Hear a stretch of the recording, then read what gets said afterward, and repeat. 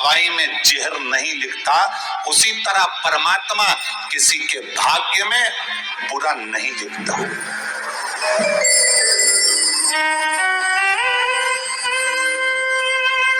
परमात्मा कभी आपके लिए बुरा नहीं लिखेगा, परमात्मा कभी आपके लिए जहर नहीं लिखेगा।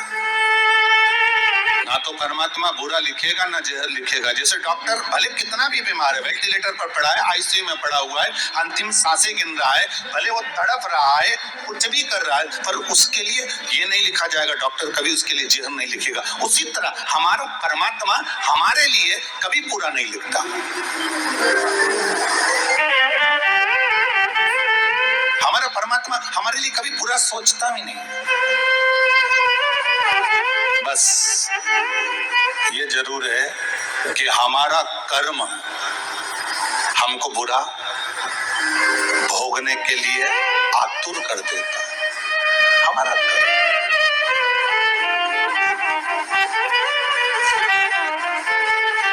उसने नहीं लिखा बुरा, पर हमको भोगना है। उसने बुरा नहीं लिखा है।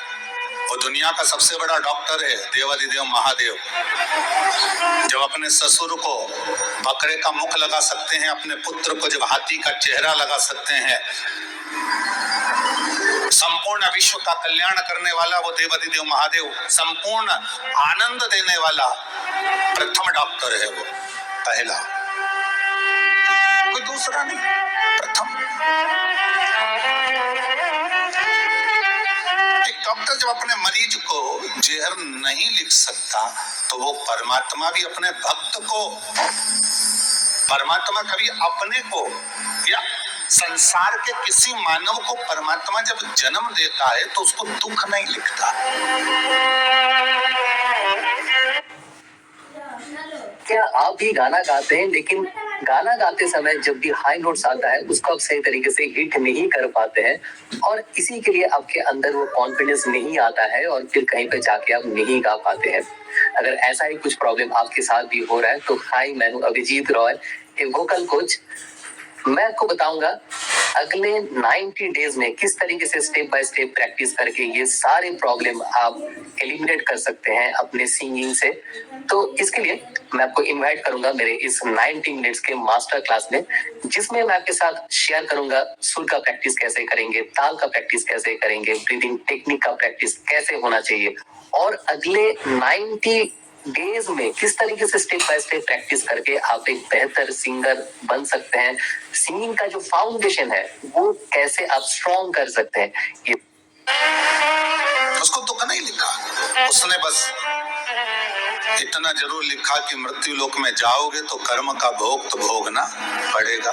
फिर कहूंगा, मत बुरे कर्म कर बंदे वरना पछताएगा, भगवान की आंखों से तू बच नहीं पाएगा, तू बच नहीं पाएगा। संसार में अगर जन्म लिया है तो कर्म का भोग भोगना। शंकर भगवान पार्वती से कह रहे चलो हमारे साथ, और एक गांव में अपने को चलकर रहना है। और दुख क्यों मिल रहा है? सुखी व्यक्ति को सुख ही क्यों मिल रहा है, दुखी व्यक्ति को दुख ही क्यों मिल रहा है, उसका कारण समझना है। और शंकर पार्वती को लेकर गए, गांव में पहुंच गए। गांव के लोगों ने पूछा कहां से आए हो भाई? शंकर भगवान बोले बस पास के 7 गांव छोड़कर आए हैं और अब हमने वो गांव छोड़ दिया है, अब इसी गांव में रहेंगे। अच्छा अच्छा, कहाँ रहोगे? ये हमारा झोपड़ा पड़ा है, इसमें रह लीजिए। हाँ भैया। शंकर पार्वती उसमें रहने के लिए गए। पार्वती जी बोली खाएंगे क्या? शंकर भगवान बोले मैं भोजन की व्यवस्था करता हूँ, तू जब तक भोजन बनाने की व्यवस्था कर ले,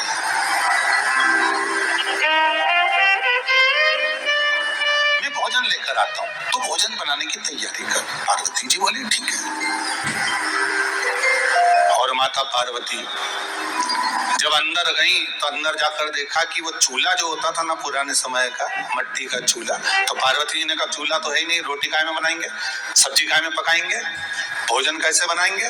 पार्वती जी गई और जाकर उन्होंने कुछ ईंट ढूंढी। ईंट आए जो दीवार में चुनाई जाती है, वो ईंट ढूंढी गई।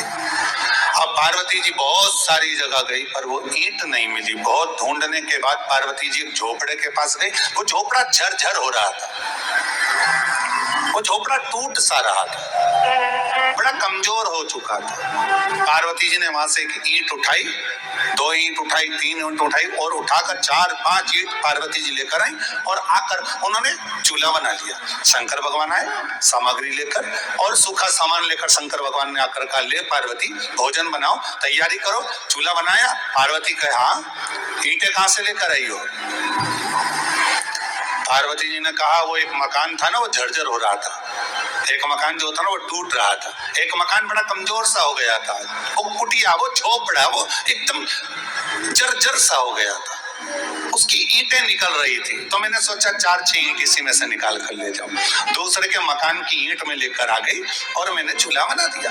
शंकर भगवान बोले, पार्वती गजब करा तुमने, इतने सारे गांव में मकान है, एक से बढ़कर एक बने हुए हैं, और कहीं से ईंट लेकर आना था तुमको, और कहीं से ईंट लेकर आ जाते, फिर यहीं की ईंट क्यों लाने की जरूरत थी? बेचारा का मकान तो वैसे ही जर्जर हो रहा है, वैसे व्यक्ति का मकान जर्जर हो रहा है, वैसे ही टूट रहा है, वैसे वो मकान इतना झर्रा रहा है, और तुम ऊपर से उसमें जो ईंट लेकर आ गए उसके यहाँ की।